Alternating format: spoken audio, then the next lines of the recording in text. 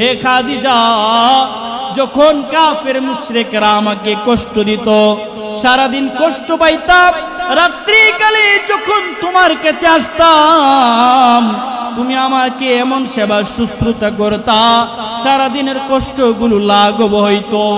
হে খাদিজা, বলো না তুমি কি নিয়ে কান্নাকাটি করতেছো? খাদিজাতুল কুবরা রাদিয়াল্লাহু তাআলা বলেন, আমার নবী, আমি তিনটা বিষয়কে নিয়ে কান্নাকাটি করতেছি। নবী গো, আমি জানি না কবরে গেলে আমি খাদিজার সাথে কবর কেমন ব্যবহার করে, কারণ আপনি বলেছেন কবরের দুই পাশগুলো নাফরমানের দিকে এমন ভাবে চাপ দিবে যে একটা হাড় আরেকটা হাড়ের মধ্যে ঢুকে যাবে, দুই চাটনির হাড়গুলো এমন ভাবে ঢুকে যাবে। নবী গো, আপনি বলেছেন কবরের মধ্যে 99টা সাপ দেওয়া হবে, যে সাপগুলো নাকি দুনিয়াতে একটা শ্বাস ফলাইলে দুনিয়াটা বিষাক্ত হয়ে যাবে। ওগো নবী, আমি এই কবরকে নিয়ে কান্নাকাটি করতেছি, না জানি আমার কবরে কেমন ব্যবহার করে। সাল্লাল্লাহু আলা মুহাম্মাদ সাল্লাল্লাহু আলাইহি ওয়াসাল্লাম, সাল্লাল্লাহু আলা মুহাম্মাদ সাল্লাল্লাহু আলাইহি। ইশকে মাহবুব খুদা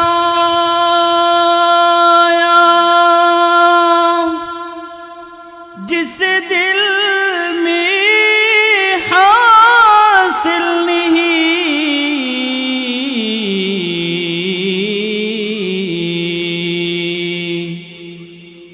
लाखों मुमीन हो मगर ईमान में कामिल नहीं। सल्लल्लाहु अला मुहम्मद सल्लल्लाहु अलैहि वसल्लम, सल्लल्लाहु अला मुहम्मद सल्लल्लाहु अलैहि वसल्लम। इश्क महबूब खुदा ज़िक्रुका लिल मुश्ताक़ी खैरु शराबिन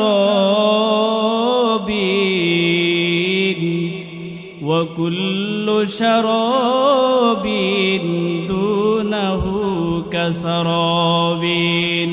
सल्लल्लाहु अला मुहम्मद सल्लल्लाहु वसल्लम, सल्लल्लाहु अला मुहम्मद सल्लल्लाहु अलैहि। হে রাসূল, তোমায় ভালোবাসি অন্তরে শুধু মুখে নয়, জান্নাতের আশায় নয় হে রাসূল, জাহান্নাম কেউ ডরি না। হে রাসূল, তোমায় ভালোবাসি অন্তরে শুধু মুখে নয়, জান্নাতের আশায় নয় হে রাসূল, জাহান্নাম কেউ ডরি না। তোমারই নাম শুনিলাম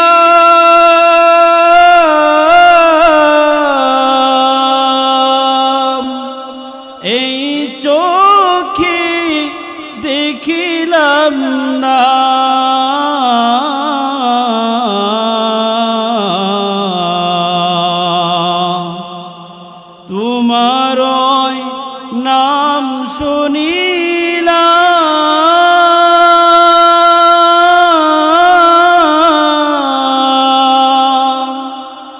এই চোখে দেখিলাম না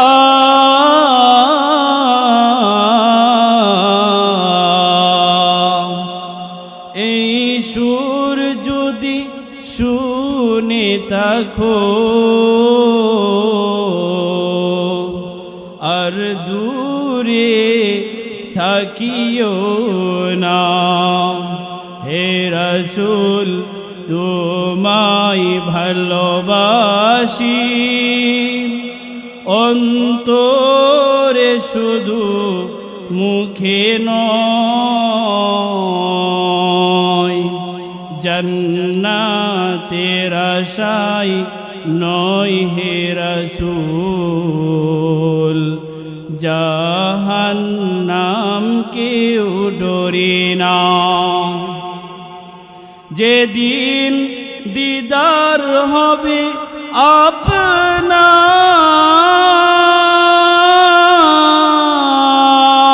আপনার সেদিন ঈদ হবে আমার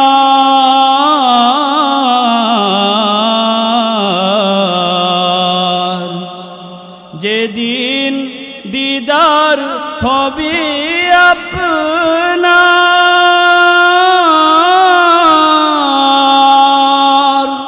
সেদিন ঈদ হবে আমার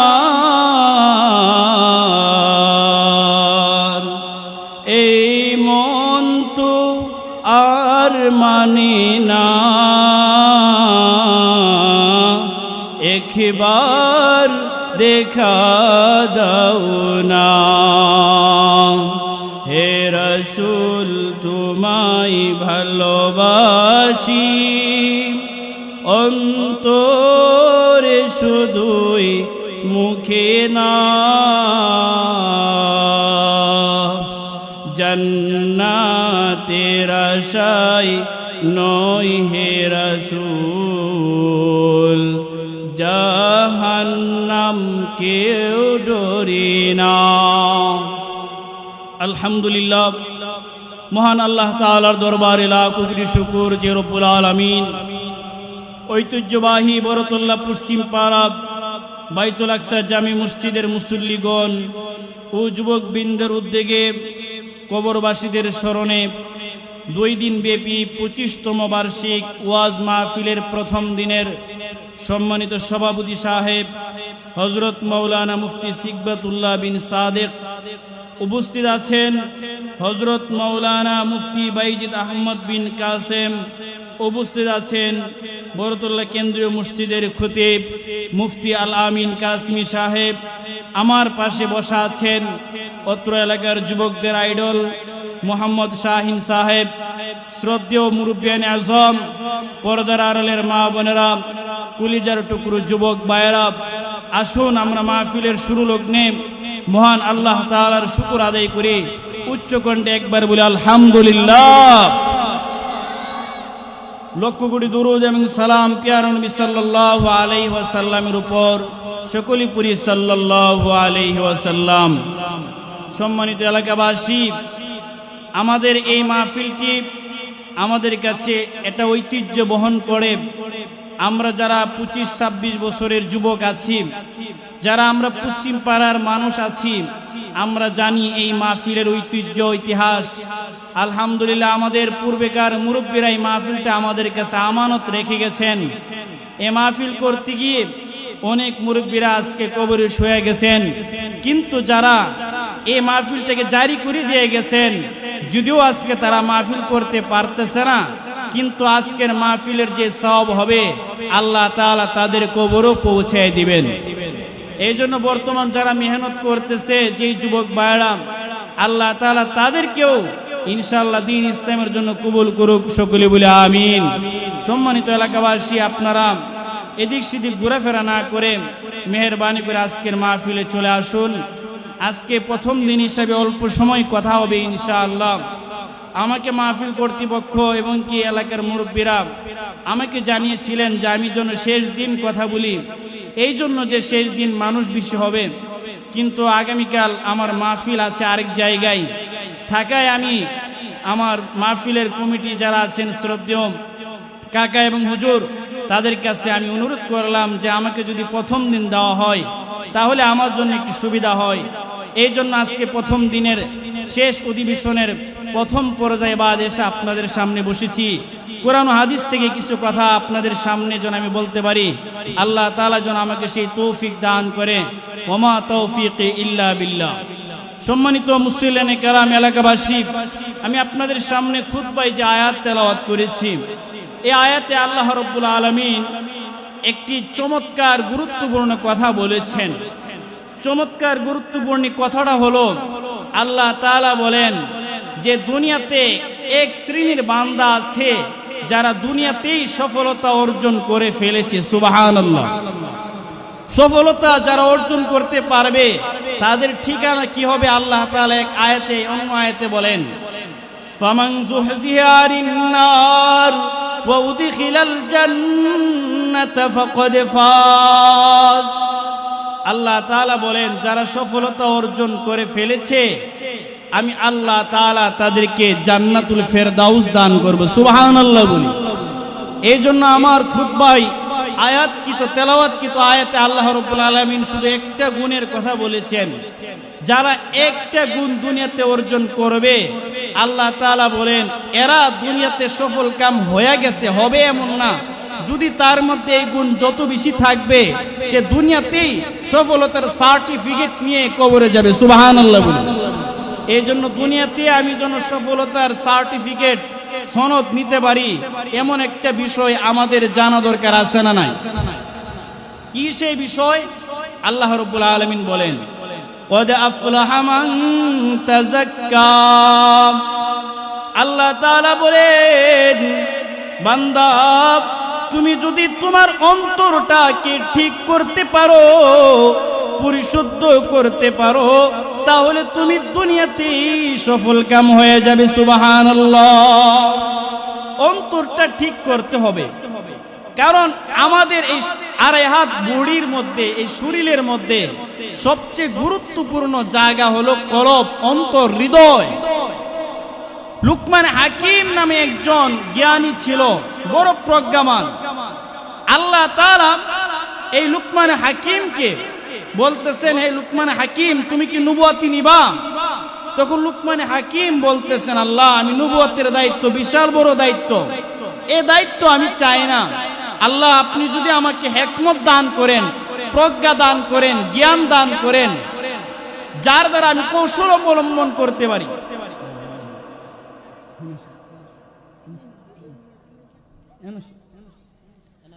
তো যেই কথাটা বলতেছিলাম, তো লুকমান হাকিম ছিল একজন প্রজ্ঞাবান ব্যক্তি। লুকমান হাকিম তার সমকালীন বাদশাহ এর দরবারে গেলে বাদশাহ মহোদয় লুকমান হাকিমকে একটা ছাগল দিছে। ছাগল দিয়া লুকমান হাকিমকে বলতেছেন, এর লুকমান এই যে নাও তোমাকে একটা ছাগল দিলাম, বকরি দিলাম, এই ছাগলের সবচেয়ে মূল্যবান যে গোশত আছে, সবচেয়ে দামি যে গোশত আছে, সেই গোশতটা তুমি আমার সামনে নিয়ে আসো। লুকমান হাকিম বাদশার কাছ থেকে বকরি পাইয়া, ছাগল পাইয়া, ছাগলকে জবে করলেন, গোশতগুলো আলাদা টুকরো টুকরো করলেন। তারপরে বাদশার সামনে একটা গোশতের টুকরা উপস্থিত করলেন।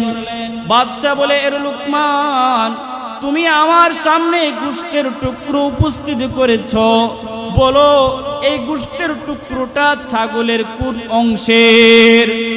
লুকমানে হাকিম কয়, বাদশাহ আমি আপনার সামনে যে গোশতের টুকরা উপস্থিত করেছি, এই গোশতের টুকরোটা হলো কলব, অন্তর, দিল। এরপরের দিন আবারও বাদশাহ লুকমানে হাকিমকে ডাকাইছে, বলতেছে, হিকমতওয়ালা লুকমান আজকেও তোমাকে একটা ছাগল দিলাম, বকরি দিলাম, নাও এই ছাগলের সবচেয়ে নিকৃষ্ট যে গোশত আছে, নষ্ট যে গোশতটা আছে, এই গোশতটা তুমি আমার সামনে পেশ করো। ঠিক লুকমানে হাকিম এই দিনও এই বকরিটা নিছেন, নিয়ে জবে করেছেন, গোশতগুলো টুকরো টুকরো করছেন। গোশতগুলো টুকরো টুকরো কইরা বাদশার সামনে একটা গোশতের টুকরো উপস্থিত করেছে। বাদশাহ মহোদয় আবার লুকমান হাকিমকে বলতেছে, রে লুকমান, আজ তুমি ছাগলের কোন অংশটা আমার সামনে উপস্থিত করলা? লুকমান হাকিম বলে, বাদশাহ, আজকেও আপনার সামনে ছাগলের কলব উপস্থিত করেছি, আজকেও আপনার সামনে ছাগলের দিল অন্তরটা উপস্থিত করেছি। বাদশাহ বলে, লুকমান, ছাগলের সবচেয়ে ভালো গোশত চাইলাম, দিলা অন্তর। সবচেয়ে খারাপ গোশত চাইলাম, তাও দিলা অন্তর। এর হিকমত কি? এর কারণ কি? লুকমান হাকিম এবার বাদশাহ বলে, বাদশাহ, এটা এমন একটা গোশতের টুকরা, এই গোশতের টুকরা যদি কারো ভালো হয়ে যায় তাহলে সে তার পুরো অঙ্গটাই ভালো। আর এই গোশতের টুকরা যদি নষ্ট হয়ে যায়, এই গোশতের টুকরোটা যদি খারাপ হয়ে যায়, তাহলে 2.5 হাত বুড়ি পুরাটাই নষ্ট হয়ে যায়। এর প্রেক্ষিতে নবীজি বলেন, আলা ইন্না ফিল জাসাদি মুদগা ইযা সালুহাত সালুহাল জাসাদু কুল্লু ওয়া ইযা ফাসাদাত ফাসাদাল জাসাদু কুল্লু। আমার নবী, দয়ার নবী বলে, উম্মত, তোমাদের বডির মধ্যে একটা গোশতের টুকরো আছে, যদি এই গোশতের টুকরোটা ভালো হয় তাহলে তোমার 2.5 হাত, এই 2.5 হাত বডিটা ভালো হবে। আর যদি এই গোশতের টুকরোটা খারাপ হয় তাহলে তোমার এই 2.5 হাত বডিটাই খারাপ হয়ে যাবে। নবী বলেন, আলা ওয়াহিয়াল কলব, এই গোশতের টুকরোর নাম হলো কলব। সুবহানাল্লাহ বলে, এই গোশতের টুকরো ভালো হলে আমার এই 2.5 হাত বডিটা ভালো। আমার এই গোশতের টুকরো যদি খারাপ, তাহলে আমার এই 2.5 হাত বডিটাই খারাপ। এই জন্য নবী আরেক হাদিসে বলেন, ইন্নাল্লাহা লা ইয়ানজুরু ইলা সুওয়ারিকুম ওয়ালা ইলা আজসামিকুম ওয়ালাকিন ইয়ানজুরু ইলা কুলুবিকুম ওয়া আমালিকুম। নবী আরেক হাদিসে বলে, হে উম্মতেরা, আমার আল্লাহ তোমাদের বাহ্যিক সুরত দেখেন না, তোমাদের চেহারা সুরত দেখেন না, কে সুন্দর কে কালো। তোমাদের পোশাক আশাক দেখে না, কে ভালো পোশাক পরেছে, কে ছেঁড়া জামা পরেছে, তোমরা কোন কিসিমের, তুমি লম্বা না বাটু, তুমি মোটা নাকি চিকন, এগুলো তোমাদের রূপ তোমাদের দিকে তাকাইয়া দেখেন না। তোমাদের রূপ শুধুমাত্র তোমাদের কলবের দিকে তাকিয়ে থাকেন। সুবহানাল্লাহ।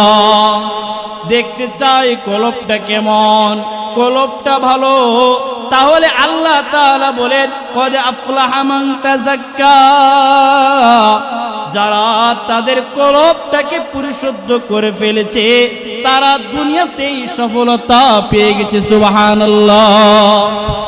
এবার আসি, আমার এই কলবটা কোন কোন কারণে পবিত্র হবে, ভালো হবে, কোন কোন কারণে এই কলবটা নষ্ট হবে, এই একটা বিষয় জানা দরকার আছে না না? আমার আলোচ্য বিষয়, গুরুত্বপূর্ণ আলোচ্য বিষয় এটাই যে এই যে একটা গোশতের টুকরা কলব আছে, কোন কোন কাজ করলে এই গোশতের টুকরোটা ভালো হবে, আর কোন কোন কাজ করলে এই গোশতের টুকরোটা নাপাক হবে, নষ্ট হবে। আজকের আলোচ্য বিষয় এটাই। জানি না কতক্ষণ সময় পাবো, যতক্ষণ সময় পাই ইনশাআল্লাহ এই একটা বিষয় নিয়ে আপনাদের সামনে বিস্তারিত আলোচনা করার প্রয়াস চালাবো ইনশাআল্লাহ। ওমা তৌফিক ইল্লা বিল্লাহ। সকলে বলেন আমিন। 1 নাম্বার, আমার কলব ভালো হবে, কোন কোন কারণে ভালো হবে, আজকে এই বিষয়টা আগে আলোচনা করি। 1 নাম্বার, আমাদের কলব ভালো হবে, নবী বলেন, কাসরাতু যিকরুল্লাহ। 1 নাম্বার হলো, যদি কোনো বান্দা আল্লাহ তাআলার জিকির বেশি বেশি করে করে, তাহলে তার অন্তরটা ভালো হয়ে যায়। সুবহানাল্লাহ। এই জন্য নবী বলেন, قال رسول الله صلى الله عليه وسلم, প্যার নবী সাল্লাল্লাহু আলাইহি ওয়াসাল্লাম বলেন, লোহার মধ্যে যেমন মরিচিকা ধরে, জং ধরে, লোহার মধ্যে জং ধরে কি ধরে না? লোহার মধ্যে যেমন জং ধরে, নবী বলে হাদিসের মধ্যে এই কলবের মধ্যেও তেমন জং ধরে, মরিচিকা ধরে। প্যার নবী বলেন, লোহার মধ্যে জং ধরলে যেমন রেত দিয়ে ঘষলে লোহার জংগুলো দূর হয়, মরিচিকাগুলো দূর হয়ে যায়। বান্দা উম্মত, তুমি যদি তোমার দিল দিয়ে জিকির করো, তাহলে এই নাপাক, এই নষ্ট অন্তরটা দিন দিন তাজা হবে। সুবহানাল্লাহ। দিন দিন তাজা হবে। এই জন্য যারা আল্লাহর ওলি হইছে তারা বেশি বেশি করে জিকির করেছে। জিকিরের অনেকগুলো ব্যাখ্যা আছে। এক নম্বর ব্যাখ্যা, জিকিরের প্রথম নম্বর ব্যাখ্যা হলো কালামুল্লাহ বেশি তেলাওয়াত করা।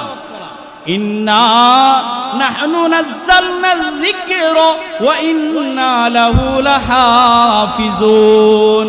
এই আয়াতের মধ্যে আল্লাহ তাআলা বলেন, আমি জিকির নাজিল করেছি, মানে হলো কোরআন নাজিল করেছে। এই কোরআন যারা পড়বে, এই কোরআন অনুযায়ী যারা জীবন গড়বে, আল্লাহ তাআলা বলেন যারা কোরআন পড়নেওয়ালা তাদের অন্তরটা দিন দিন পরিষ্কার হবে। সুবহানাল্লাহ।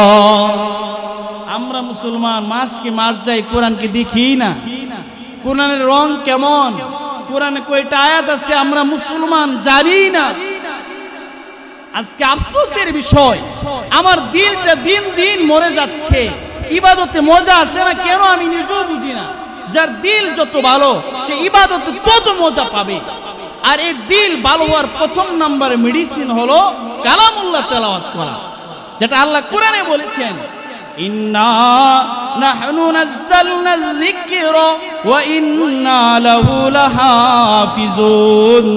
আমি এই কালামুল্লাহ নাজিল করেছি। এই কালামুল্লাহ এটা হলো আল্লাহ তাআলার জিকির, এর দ্বারা আল্লাহ তাআলার কথাবার্তাগুলো রয়েছে। আমি কালামুল্লাহ তেলাওয়াত করব, তো যত বেশি তেলাওয়াত করব তত আমার অন্তরটা পরিষ্কার হবে। সুবহানাল্লাহ। আলেমদের অন্তর পরিষ্কার বেশি হয় এজন্য যে তারা কোরআনে কারীম বেশি বেশি পড়ে। এই জন্য প্রথম নাম্বার সবক আমরা পাইলাম আমাদের অন্তরটা পরিশুদ্ধ করতে, তা হলো আমরা বেশি বেশি কি তেলাওয়াত করব? কালামুল্লাহ তথা কোরআন শরীফ বেশি বেশি তেলাওয়াত করব।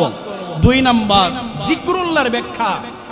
ইমাম আহমদ ইবনে হাম্বল রাহমাতুল্লাহি আলাইহি বলেন, জিকরুল্লাহ আয়াম্মা নাহাল্লাহ। ইমাম আহমদ ইবনে হাম্বল রাহমাতুল্লাহি আলাইহি বলেন, জিকরুল্লাহ মানে হলো নিজের অঙ্গ প্রত্যঙ্গ গুলাকে গুনাহমুক্ত রাখা। সুবহানাল্লাহ। এই হাত এটা একটা অঙ্গ, এই মাথা একটা অঙ্গ, এই চোখ একটা অঙ্গ, এই জবান একটা অঙ্গ, এই কান একটা অঙ্গ, এই পা একটা অঙ্গ।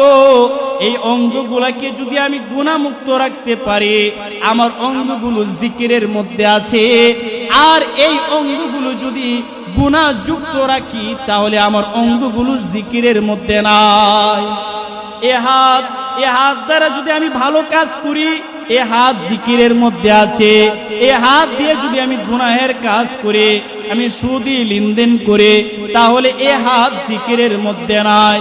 এই চোখ দিয়ে যদি আমি মাকে দেখি, বাবাকে দেখি, কবুল হজের সওয়াব হবে। এই চোখ দিয়ে যদি আমি কোরআন দেখি, সওয়াব হবে, জিকির হবে। এই চোখ দিয়ে যদি আমি জায়েজ জিনিস দেখি, এই চোখ জিকিরের মধ্যে থাকবে। এই চোখ দিয়ে যদি আমি বেগানা নারী দেখি, মোবাইলের মধ্যে অশ্লীল ভিডিও দেখি, তাহলে এই চোখ জিকিরের মধ্যে না। এই জবান দিয়ে যদি আমি সহি কথা বলি, ভালো কথা বলি, তাসবিহ পড়ি, ভালো ভালো কথা বলি, এই জবান জিকিরের মধ্যে থাকবে। আর এই জবান দিয়ে যদি আমি গুনাহ কথা বলি, এই জবান দিয়ে যদি মিথ্যা বলি, এই জবান দিয়ে যদি গীবত করে, এই জবান দিয়ে যদি আমি ঝগড়া করে, তাহলে এই জবান জিকিরের মধ্যে নাই। এই কান দিছে, এই কান দিয়ে যদি আমি মুয়াজ্জিনের আযান শুনি, এই কান দিয়ে যদি আমি কালামুল্লাহ শুনি, এই কান দিয়ে যদি আমি তাফসীরের মাহফিলের কথাগুলো শুনি, তাহলে আমার এই কান জিকিরের মধ্যে আছে। আর যদি এই কান দিয়ে আমি ইয়ারফোন লাগে গান শুনি, বক্স লাগিয়ে লাগিয়ে গান শুনি, বাউল গান শুনি, তাহলে এই কান জিকিরের মধ্যে না। ঠিক কিনা বলে? এই জন্য সাহাবায়ে কেরাম অঙ্গ প্রত্যঙ্গ গুলাকে খুব যত্নে রাখতেন।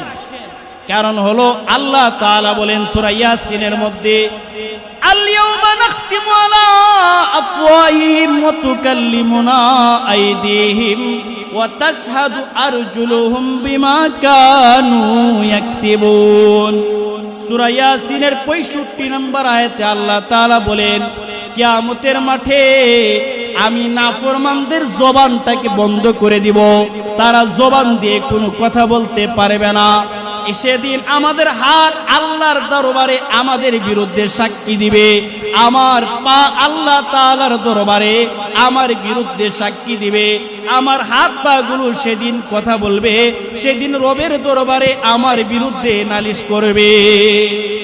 আমি যদি হাত দিয়ে গুনাহ করি, এই চোখ দিয়ে গুনাহ করি, এই কান দিয়ে গুনাহ করি, আল্লাহ তাআলা সূরা ইয়াসিনের মধ্যে বলেন, বান্দা কিয়ামতের মাঠে তুই তোর নাফরমান, তুমি যে গুনাহগুলো করেছো, জাহান্নামের আযাব আর ভয় দেখা তুমি ভয় পাইবা। তুমি তোমার জবান দিয়ে তখন বাঁচার জন্য মিথ্যা বলবা। আমি আল্লাহ সূরা ইয়াসিনের মধ্যে বলতেছি, সেদিন তোমাদের জবানগুলো বন্ধ করে দিব, সেদিন তোমাদের হাত পা গুলো আমি আল্লাহর দরবারে তোমাদের বিরুদ্ধে নালিশ করবে। এজন্য সাহাবায়ে কেরাম অঙ্গ প্রত্যঙ্গ গুলা যেন ভালো কাজে ব্যবহার হয় এটার ফিকির করতেন। দুইজন সাহাবী, হযরত সাদ ইবনে আবি ওয়াক্কাস রাদিয়াল্লাহু তাআলা, এক সাহাবী, আরেকজন সাহাবী হলো হযরত আব্দুল্লাহ ইবনে জাহাশ। দুই সাহাবী যুদ্ধের ময়দানে যাবে। যখন যুদ্ধের ময়দানে যাবে, ঘর থেকে বাইর হইছে, এবার দুই সাহাবী বলতেছে, এই আল্লাহর রাস্তায় তো বাইর হইতেছি, এখন যা দোয়া করব কবুল হবে, চলো আমরা দুইজনে দুইটা দোয়া করি। তবে শর্ত হইলো আমার দোয়া তুমি শুনবা না, তোমার দোয়া আমি শুনবো না। আমি দোয়া করে বলবো, শেষ করে বলবো আমিন, তুমি আমার সাথে সমর্থক হিসাবে বলবা আমিন, যাতে করে এটা আল্লাহর দরবারে কবুল হয়। ঠিক আছে। দুই সাহাবী, সাদ ইবনে আবি ওয়াক্কাস আর হযরত আব্দুল্লাহ ইবনে জাহাশ, এই দুই সাহাবী প্রথমে আব্দুল্লাহ ইবনে জাহাশ দোয়া, প্রথমে সাদ ইবনে আবি ওয়াক্কাস হাত বাড়ায়া রবের দরবারে কিছুক্ষণ দোয়া করলেন, করার পরে বললেন আমিন। পাশ থেকে হযরত আব্দুল্লাহ ইবনে জাহাশ তিনিও বললেন আমিন। এবার আব্দুল্লাহ ইবনে জাহাশের পালা, তিনি হাত বাড়াইলেন, গড় গড় করে চোখ দিয়ে পানি বাইর হইতেছে, মোনাজাত শেষ করে বললেন আমিন। পাশ থেকে সাদ ইবনে আবি ওয়াক্কাস রাদিয়াল্লাহু তাআলা আনহু তিনিও বললেন আমিন। দুইজনে দোয়া করে এবার রওনা করছে যুদ্ধের ময়দানে। যখন যুদ্ধের ময়দানের সামনে এবার একজন সাহাবী হযরত সাদ ইবনে আবি ওয়াক্কাস, তিনি হলেন মুরব্বী, তিনি আব্দুল্লাহ ইবনে জাহাশকে বলতেছেন, হে আব্দুল্লাহ ইবনে জাহাশ, আমার ভাই, এখনোই তো আমরা কাফেরদের বিরুদ্ধে যুদ্ধ করব, এমনও হইতে পারে তোমার আর আমার এটাই শেষ দেখা, হয়তো যুদ্ধের ময়দানে আমরা দুজনে কেউ ফিরে আসবো না। তুমি যদি তুমি মোনাজাতে আল্লাহর দরবারে কি বলছো এটা যদি একটু আমার শোনাইতা। তখন আব্দুল্লাহ ইবনে জাহাশ বলে, চাচা আপনি হলেন মুরব্বী, আগে আপনার দোয়াটা শুনান যে আপনি কি দোয়া করছেন। মুহতারাম হাজিরিন, সাদ ইবনে আবি ওয়াক্কাস রাদিয়াল্লাহু তাআলা আনহু হযরত আব্দুল্লাহ ইবনে জাহাশকে বলতেছেন, এরে ভাই আব্দুল্লাহ ইবনে জাহাশ, আমি আল্লাহর দরবারে দোয়া করেছি, আল্লাহ তাআলা যেন আমাকে যুদ্ধের ময়দানে বড় সড়ো একটা কাফেরকে সামনে নিয়ে আসেন, আমি যেন এক আঘাতেই সহজেই ওই বড় কাফেরের মাথাটা আলাদা করতে পারি, আর যাকে হত্যা করব সে যেন বড় ধনট্টবান হয়, তার কাছে যেন কিছু গনিমতের মাল থাকে, আমি যেন এই গনিমতের মালগুলো নিয়ে মদিনায় যাইতে পারি, মদিনার অসহায় সাহাবীদেরকে এই মালগুলো বন্টন কইরা দিতে পারি, এই দোয়াটা করলাম। আব্দুল্লাহ ইবনে জাহাশ বলে, আপনি তো মাশাআল্লাহ অনেক গুরুত্বপূর্ণ একটা দোয়া করেছেন, আপনার দোয়ার সামনে তো আমার দোয়া চলে না। সাদ ইবনে আবি ওয়াক্কাস বলে, না না, তোমার দোয়াটাও শোনাও। সম্মানিত এলাকাবাসী, চেষ্টা করবেন সাহাবীর কথা শুই না, নবীদের কথা শুই না দিলটা নরম কইরা চোখের পানি ফালাইতে। হযরত আব্দুল্লাহ ইবনে জাহাশ রাদিয়াল্লাহু তাআলা বলেন, হে সাদ ইবনে আবি ওয়াক্কাস, আমি আল্লাহর দরবারে দোয়া করেছি, আল্লাহ এখনই কাফেরদের বিরুদ্ধে শাহাদত বরণ, এখনই কাফেরদের বিরুদ্ধে যুদ্ধ করব। আল্লাহ, কাফেরদের বিরুদ্ধে যুদ্ধ অবস্থায় কিছু সাহাবী শাহাদত বরণ করবে। আল্লাহ, আপনার কাজ তো যে কয়েকজন সাহাবী শাহাদত বরণ করবে তার মধ্যে আমি আব্দুল্লাহ ইবনে জাহশ একজন হয়। শুধু তাই নয়, ও সাদ ইবনে আবি ওয়াক্কাস, আমি আল্লাহর দরবারে দোয়া করলাম, আল্লাহ আপনি তো সূরা ইয়াসিনের মধ্যে বলেছেন যে কিয়ামতের মাঠে মুখ বন্ধ হয়ে যাবে, হাত পা গুলো সাক্ষী দিবে নিজের গুনাহের জন্য। আমি আল্লাহর কাছে দোয়া করেছি, আল্লাহ আমাকে শাহাদাতের তালিকায় রাখেন, শহীদদের তালিকায় রাখবেন। শুধু শহীদ করবেন তা নয়, কাফেররা যেন আমার হাতটাকে আলাদা কইরা দেয়, আমার পাটাকে আলাদা কইরা দেয়, আমার চোখগুলোকে যেন কাইটা নিয়ে যায়, আমার কানগুলোকে যেন কাইটে নিয়ে যায়, আমার শরীর থেকে আমার মাথাটা যেন আলাদা কইরা নিয়ে যায়। ময়দানে মাহশরে কিয়ামতের মাঠে যেদিন আপন আপন হাত পা গুলো আল্লাহর দরবারে প্রত্যেকের বিরুদ্ধে সাক্ষী দিবে, সেদিন আমার হাত পা গুলো যেন আমার নবীর সামনে আল্লাহর সামনে দাঁড়ায় বলে যে ইসলামের জন্য নিজের হাত পা গুলো চোখগুলো কানগুলো বিসর্জন দিছিলাম। সুবহানাল্লাহ বলেন না। এই হলো সাহাবায়ে কেরামদের মধ্যে এমন বৈশিষ্ট্য ছিল, নিজের অঙ্গ প্রত্যঙ্গ গুলা আল্লাহর দরবারে নিজেদের বিরুদ্ধে সাক্ষী দিবে। এই জন্য নিজের অঙ্গ প্রত্যঙ্গ গুলাকে এমন ভাবে সাজাইছেন যাতে করে এই অঙ্গ প্রত্যঙ্গ গুলা নিজেদের বিরুদ্ধে ভালো ছাড়া খারাপ কিছু না বলে। আর আমরার অবস্থা এমন হইল, রে ভাই সারাদিন চলে যায়, এ হাত দিয়ে একবার কোরআন ধরতে পারি না, সারাটা দিন চলে যায়, এই হাতের মধ্যে উজুর পানি লাগে না, এই চারার মধ্যে উজুর পানি লাগে না, এই চারার মধ্যে গুনাহের ছাপ লাগে, হাতের মধ্যে গুনাহের ছাপ লাগে। ও ভাই, আমি যদি আমার অন্তরটা পরিষ্কার করতে চাই, আমি যদি সফল কাম হইতে চাই, তাহলে আমার অঙ্গ প্রত্যঙ্গ গুলাকে পবিত্র রাখতে হবে। সুবহানাল্লাহ। তাহলে কি বললাম? জিকরুল্লাহর 2 নম্বর ব্যাখ্যা কি বললাম? যে অঙ্গ প্রত্যঙ্গ গুলাকে ঠিক রাখতে হবে। 3 নম্বর জিকরুল্লাহর ব্যাখ্যা, ফাযকুরুনি আযকুরুকুম। আল্লাহ তাআলা বলেন, বান্দা তুমি যদি আমাকে স্মরণ করো, আমিও তোমাকে স্মরণ করব। সুবহানাল্লাহ। মানে হলো, আমি যদি আল্লাহ তাআলার জিকির করি, তাহলে আল্লাহ তাআলাও আমাকে আমার জিকির করবেন। সুবহানাল্লাহ। এজন্য নবী এক হাদিসে বলেন যে এক লোকের অনেক মালওয়ালা, টাকাওয়ালা, সে টাকা থাকার কারণে, মাল থাকার কারণে দান সদকা করে, আর একজন লোক টাকা নাই, দান সদকা করতে পারে না, এই জন্য বসে বসে জিকির করে। তো নবী বলেন, এই 2 ব্যক্তির মধ্যে শ্রেষ্ঠতম ব্যক্তি হলো তারা যারা জিকির করে। সুবহানাল্লাহ। একজনের মাল আছে, সে মালগুলো দান করে, এই দানের মধ্যে রিয়া থাকতেও পারে, লৌকিকতা থাকতেও পারে, কিন্তু যে জিকির করে, নবী বলেন তার এই জিকিরের মাধ্যমে অন্তরটা যদি ময়লা যুক্ত হয়ে থাকে, পরিষ্কার হতে থাকে, আর আল্লাহ তাআলা অন্তরের দিকে যেহেতু তাকিয়ে থাকেন, এই জন্য যে দান করে তার চেয়ে তো দামি বান্দা হলো তারা যারা জিকির করে সুবহানাল্লাহ। এই জন্য এক কবি বলেন, জিকরুকা লিল মুশতাকি খায়রু শারাবিন ওয়া কুল্লু শারাবিন দুনাহু কাসারাবিন ওয়া কুল্লু শারাবিন দুনাহু কাসারাবিন। এক শায়ের বলে, যারা মদ পান করে, মদ না খাইলে মাথা ঠিক থাকে না। আমাদের এলাকার মানুষ মদ গাঞ্জা ইয়াবাইতে কিছু বুঝে না, এই জন্য এলাকার মানুষকে বুঝাইতে গিয়ে বলি, যারা সিগারেট খোর, সিগারেট খায়, দিনে একটা যদি টান না দিতে পারে মাথাটা ঠিক থাকে না, আসে না নাই? কথা কই না? আর আমরা সামনেই খাই, কিছু মনে করেন না, আমরা তো দেখি কাটা কাটা খায়, আমরা এলাকার মানুষ না। ও আমরা মৃদ্ধ যারা খায় পান করে দিনে একটা টান যদি না দিতে রে মাথাটা ঠিক থাকে? কথা কই না? ঠিক থাকে না তো। ভাত যেমন 3 বেলা খাইতে হয়, অনেকের এমন আছে 3 বেলা 3 প্যাকেট শেষ করতে হয়, আছে এরকম বাঙালি। তো শায়ের বলে, যারা সিগারেট পান করে, তুমি সারাদিন একটা সিগারেট যদি পান না করো তোমার ভালো লাগে না।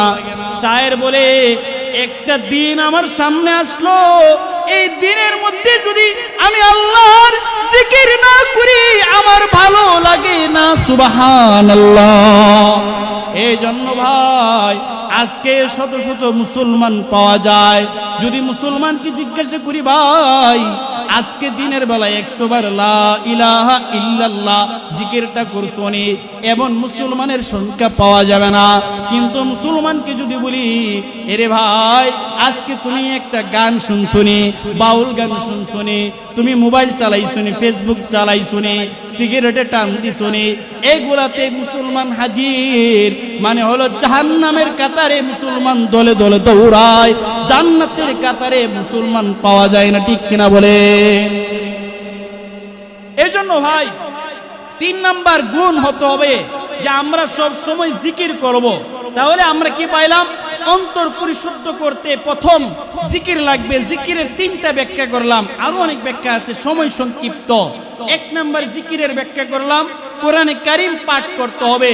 2 নাম্বার জিকিরের ব্যাখ্যা করলাম, অঙ্গ প্রত্যঙ্গ গুলাকে গুনাহমুক্ত রাখতে হবে।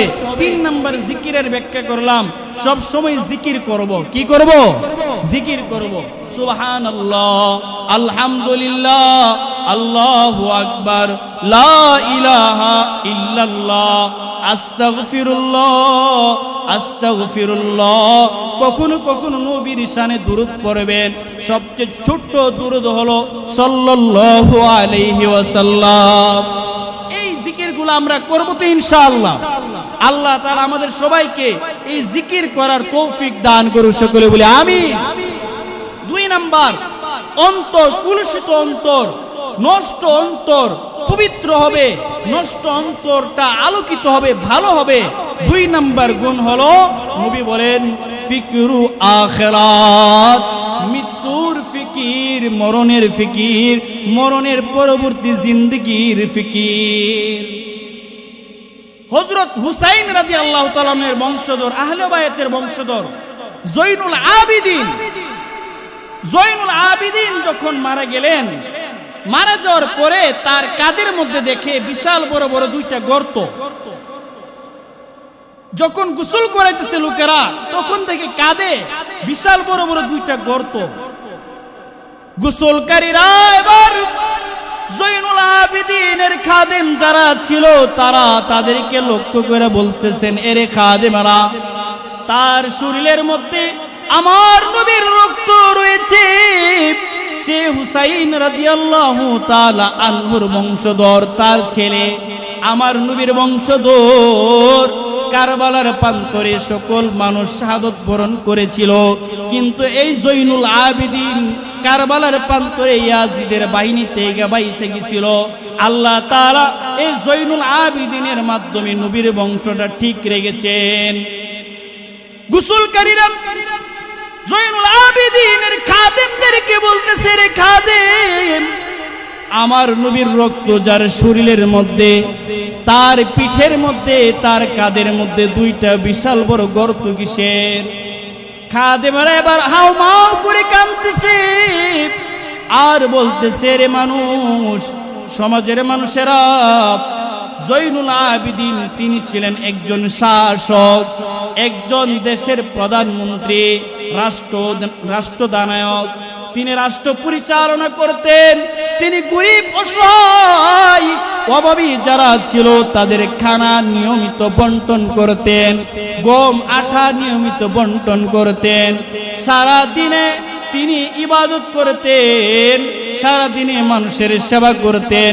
রাত্রের বেলাও তিনি গমগুলো আটাগুলো মানুষের ঘরে ঘরে পৌঁছায় দিতেন। কখনো কখনো এমন হয়তো যখন গমের বস্তাগুলো মানুষের বাড়ি বাড়ি পৌঁছাইতে হবে, আমরা যারা খাদেম ছিলাম, কর্মচারী ছিলাম, আমরা গমের বস্তাগুলো মাথায় নিতাম, কাঁধে নিতাম। জৈনুল আবিদিন রাদিয়াল্লাহু তাআলা আনহু আমাদের কাছে বলতো, এরে ভাই, আমাকেও একটা গমের বস্তা আমার কাঁধে দাও।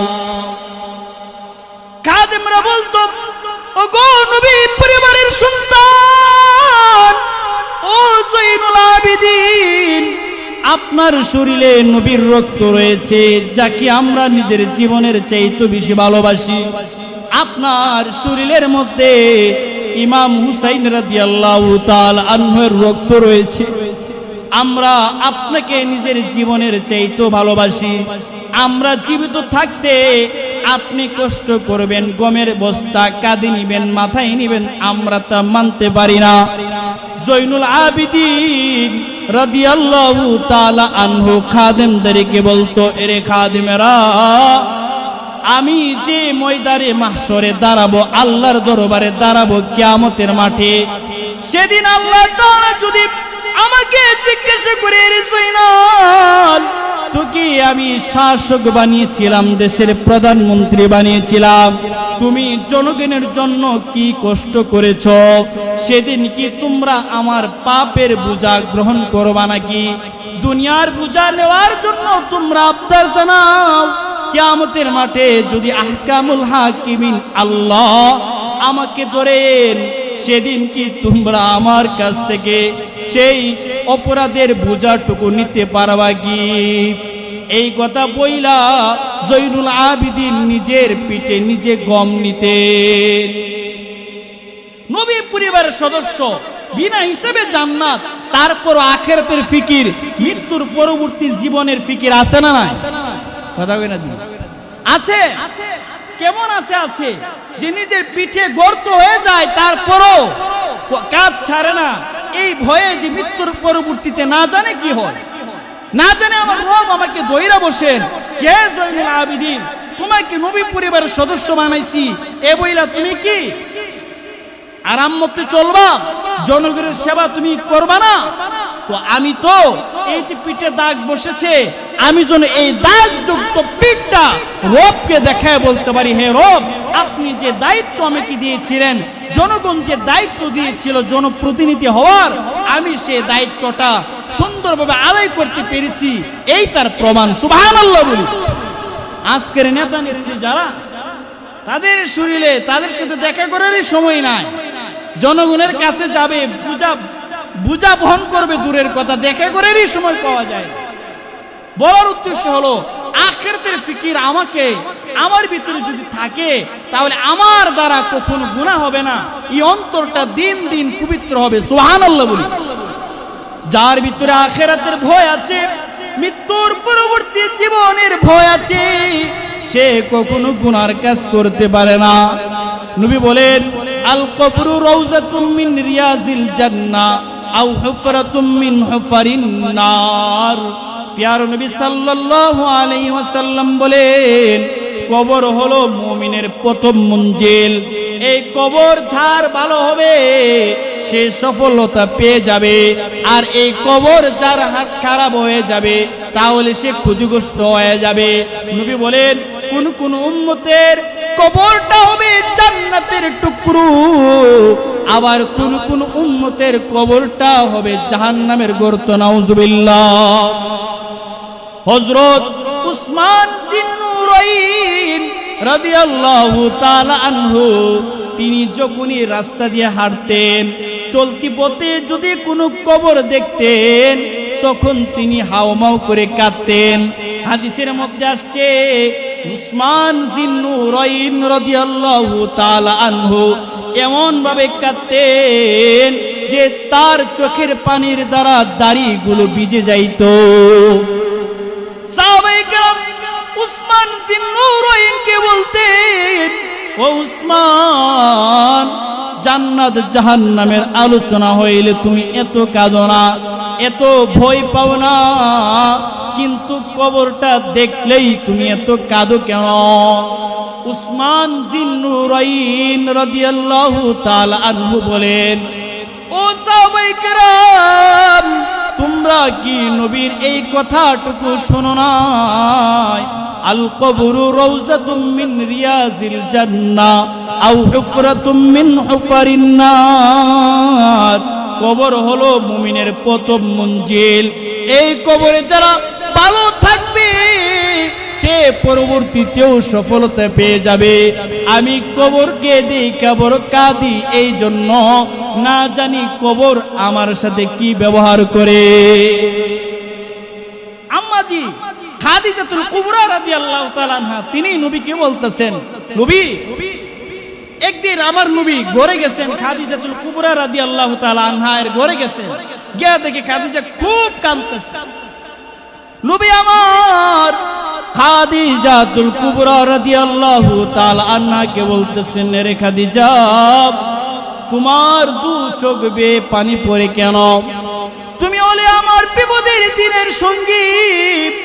আমার মাল ছিল না, তোমার মাল দ্বারা আমি ইসলাম প্রচার করেছি। হে খাদিজা, যখন কাফের মুশরিকরা আমাকে কষ্ট দিত, সারাদিন কষ্ট পাইতাম, রাত্রিকালে যখন তোমার কাছে আসতাম তুমি আমাকে এমন সেবা শুশ্রূষা করতা, সারাদিনের কষ্টগুলো লাঘব হইতো। হে খাদিজা, বলো না তুমি কি নিয়ে কান্নাকাটি করতেছ? খাদিজাতুল কুবরা রাদিয়াল্লাহু তাআলা আনহা বলেন, আমার নবী,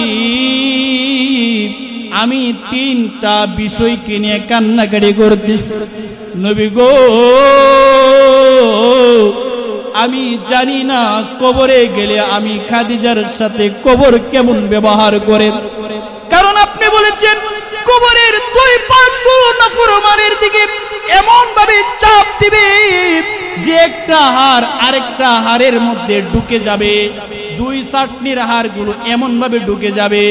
নবী গো, আপনি বলেছেন কবরের মধ্যে 99টা সাপ দেওয়া হবে, যে সাপগুলো নাকি দুনিয়াতে একটা শ্বাস ফলাইলে দুনিয়াটা বিষাক্ত হয়ে যাবে। ওগো নবী, আমি এই কবরকে নিয়ে কান্নাকাটি করতেছি, না জানি আমার কবরে কেমন ব্যবহার করে। নবীর স্ত্রী তারপর কবর নিয়ে কবরের মধ্যে কেমন করে থাকবে এ নিয়ে কান্নাকাটি করে, আমাদের কোনো ফিকিরই নাই। আমরা বিয়ের বাড়িতে কেমনে থাকবো, শ্বশুর বাড়ি গেলে কেমনে থাকবো, ইত্যাদি ইত্যাদি, জায়গাটা ভালো কিনা এটা খেয়াল করি, কবরের দেশে কিভাবে থাকবো সেটা খেয়াল করি না। খাদিজাতুল কুবরা রাদিয়াল্লাহু তাআলা আনহা বলেন, নবী গো, আমার তিনটা আবদার। এক নাম্বার আবদার হলো, আমি যদি মারা যাই তাহলে আপনার শরীরের জামা দিয়া আমার কাফনের কাফন পরাবেন। নবী গো, দুই নাম্বার কাজ হলো আমার জানাজার নামাজ আপনি পড়াবেন। তিন নাম্বার আবদার হলো, ও নবী, আমি খাদিজা বড় দুর্বল, কবরে যাওয়ার পরে মুনকার আর নাকির তিনটা প্রশ্ন করবে, আমি খাদিজা এই তিন প্রশ্নের উত্তর দিতে পারবো না। নবী গো, আমি আপনার কাছে আবদার করলাম, আপনি আমার হইয়া এই তিন প্রশ্নের উত্তর দিয়ে দিবেন। সুবহানাল্লাহ। খাদিজা রাদিয়াল্লাহু তাআলা মারা গেলেন। মারা যাওয়ার পরে নবীজির পোশাক দিছেন, নবীজি জানাজার ইমামতি করছেন, নবীজি কবরে নামাইছেন। নামানোর পরে যখন মাটি দিছেন, মাটি দিয়া সবাই চলে গেছে। খাদিজা আমার নবী যায় না, কবরের পাশে দাঁড়ায় আছে। জিবরিল আমিন আমার নবীর কাছে আইসা বলে, নবী গো, সবাই চইলা গেছে, আপনি কেন যান না? আমার নবী জিব্রাইল আমিনকে বলে, জিব্রাইল, খাদিজার সাথে আমার 3টা চুক্তি ছিল, 2টা চুক্তি আমি আদায় করতে পেরেছি, 3 নাম্বার চুক্তির জন্য আমি দাঁড়িয়ে আছি। আমি দেখতেছি এখনো মুনকার নাকির কবরে আসে না। জিবরিল আমিন বলে, নবী গো, যেদিন খাদিজাতুল কুবরা রাদিয়াল্লাহু তাআলা আনহা কবরের ভয়ে কান্নাকাটি করেছিল, সেদিন খাদিজার পক্ষ থেকে স্বয়ং আল্লাহ খাদিজার 3 প্রশ্নের উত্তর দিয়ে দিয়েছে। বলার উদ্দেশ্য হলো, নবী পরিবারের, নবীর কুলিজার টুকুর স্ত্রী, তার ভিতরে কবরের ভয় কেমন, মৃত্যুর ভয়ে কান্নাকাটি করে, আর আমাদের মৃত্যুর ভয়ে কোনো কান্নাকাটি নাই। মৃত্যুর পরবর্তী জিন্দেগিতে আমার কি হবে, আমি কেমন ভাবে থাকবো, এর কোনো চিন্তা ভাবনা আমার ভিতরে নাই। আমি 50 বছর 60 বছর এই দুনিয়াতে কিভাবে থাকবো, এর বড় ফিকির আছে, এর বড় চিন্তা আছে। এর জন্য ইঞ্জিনিয়ার আছে যিনি ড্রয়িং করে আমার ঘর বাড়িটা কেমন সাজাবে, কিন্তু 3.5 হাত মাটির নিচে আমি কিভাবে থাকবো, এই চিন্তা আমরা কোনোদিন করি না। তো বাদশাহ হারুন রশিদ এর জমানায় একটা পাগল ছিল, তার নাম হলো বাহলুল। বাহলুল পাগল এমন একটা পাগল যিনি সব সময় কবরস্থানে থাকতেন, কবরের মধ্যে থাকতেন।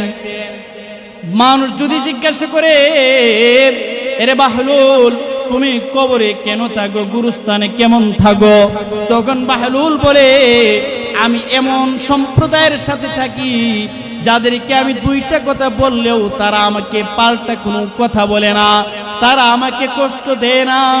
দুনিয়ার মানুষের সাথে চললে পাগল বইলা ঢিল মারে, কিন্তু আমি এমন কিছু মানুষের সাথে চলাফেরা করি যারা কখনো আমাকে কষ্ট দেয় না।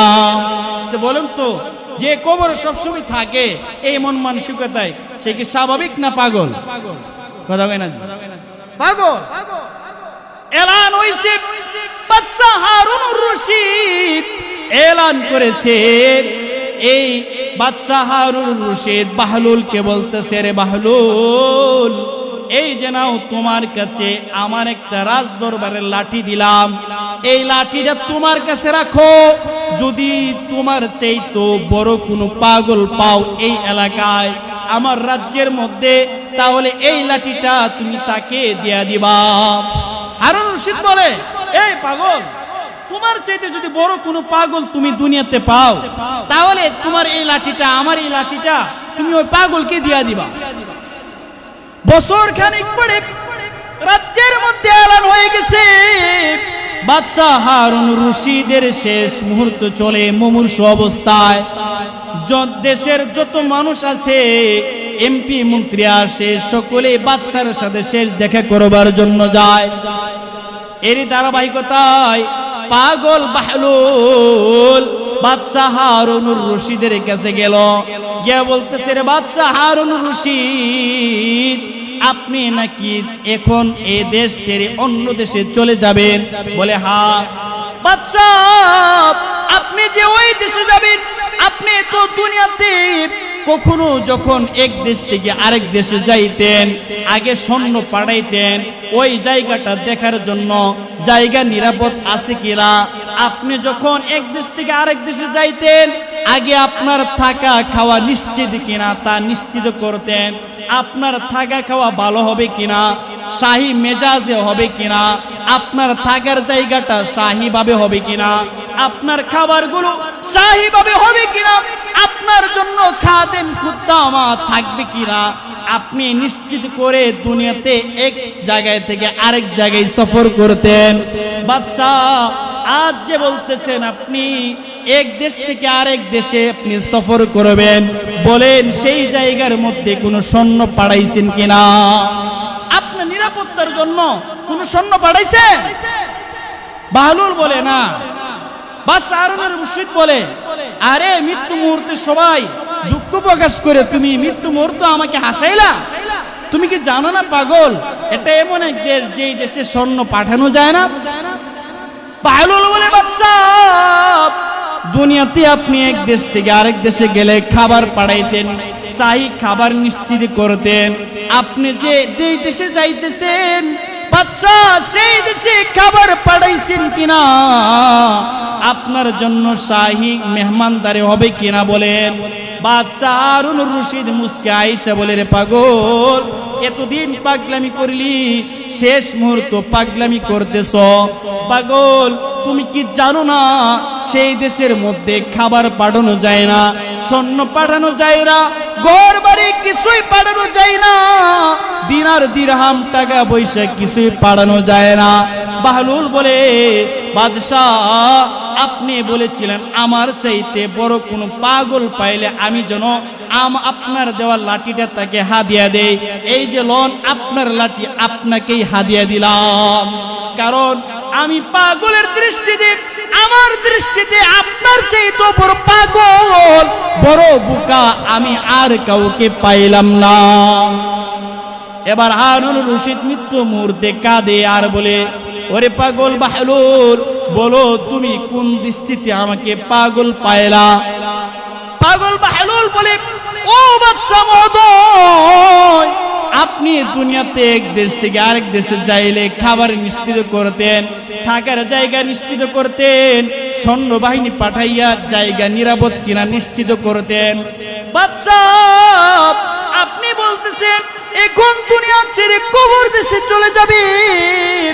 বাদশাহ, আমি বলতেছি সেই দেশের মধ্যেও সৈন্য পাঠানো যায়, সেই দেশের মধ্যেও ভালো খাবারের ব্যবস্থা করা যায়, সেই দেশের মধ্যেও আরামদায়ক বাসস্থান ব্যবস্থা করা যায়। আপনি যেহেতু আপনার জীবনে এইগুলো করেন না, এই জন্য আমি পাগলের দৃষ্টিতে সবচেয়ে বড় পাগল হলে আপনি। ঠিক কিনা বলেন? এই মানে বাহলুল পাগলের দৃষ্টিতে সবচেয়ে বড় পাগল কে? বাদশা পাগল। বাহলুল বলতেছে যে অবশ্যই অবশ্যই সেই দেশে খাবার পাঠানো যায়, ভালো বাসস্থানের ব্যবস্থা করা যায়, সৈন্যবাহিনীর ব্যবস্থা করা যায়। আপনি যেহেতু করেন নাই, তাহলে আমার দৃষ্টিতে সবচেয়ে বড় পাগল আপনি। এই যে আপনার লাঠি আপনারে দিয়া দিলাম। এই ঘটনা বলার উদ্দেশ্য কি?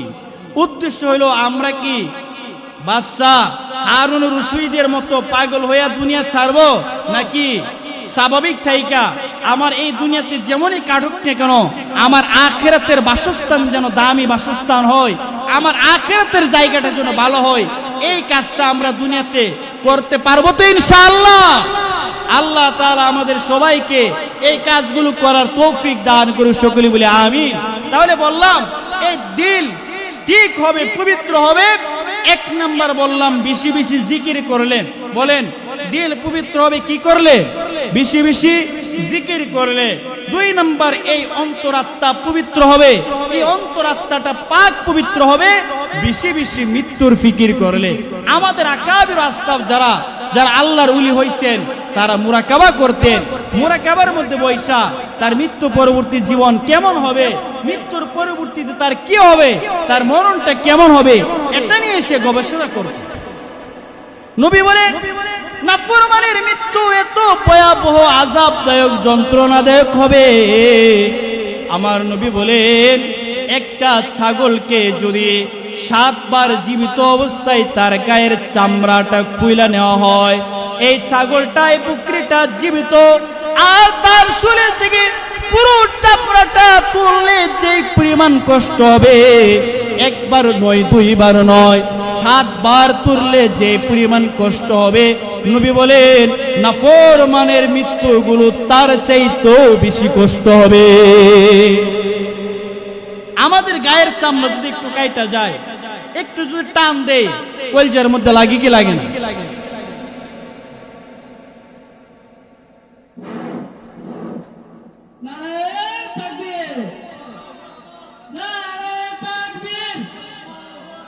শরীর থেকে একটা চামড়া যদি একটু কাইটা যায়, আর এই চামড়াটা একটু টান দেয়, কলজার মধ্যে গিয়ে লাগে কি লাগে না?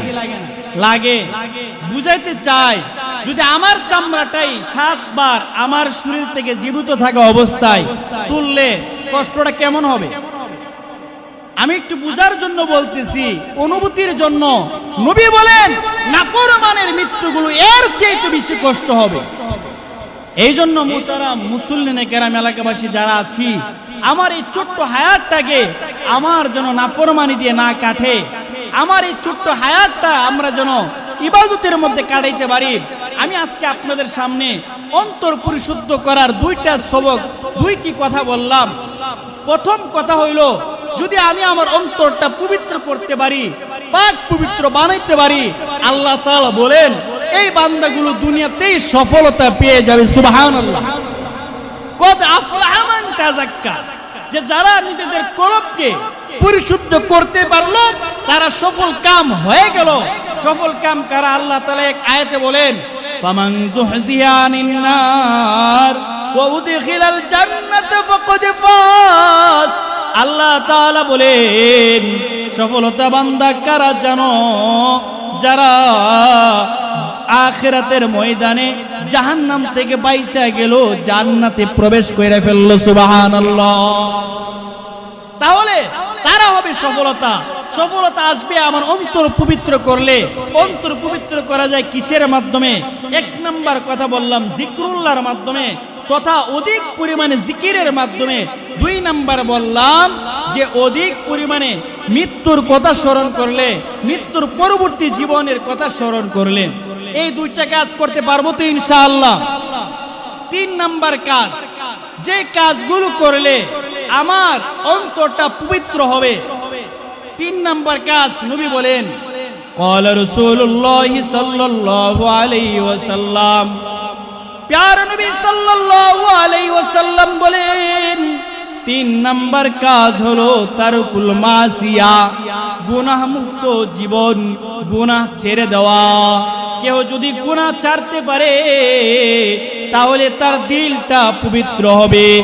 আর কেউ যদি গুনাহ করতে থাকে তাহলে তার দিলটা দিন দিন নষ্ট হতে থাকবে।